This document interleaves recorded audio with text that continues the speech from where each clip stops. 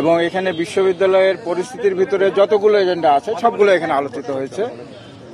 প্রথমত এই ধরনের একটা যে নজিরবিহীন ঘটনা ঘটেছে, বিশ্ববিদ্যালয়ের একজন উপাচার্য যেভাবে শারীরিকভাবে তিনি লাঞ্ছিত হয়েছেন, এটার জন্য সিন্ডিকেট নিন্দা জ্ঞাপন করেছে এবং এই ঘটনার সুষ্ঠু তদন্তের স্বার্থে সিন্ডিকেট সিদ্ধান্ত নিয়েছে আমরা আভ্যন্তরীণ যে তদন্ত কমিটি একটি হবে আর আরেকটি বিচার বিভাগীয় একদম নিরপেক্ষ তদন্তের স্বার্থে বিচার বিভাগীয় একটি তদন্তের জন্য সিন্ডিকেট এটা সুপারিশ করছে, এরকম একটা সিদ্ধান্ত গ্রহণ করা হয়েছে।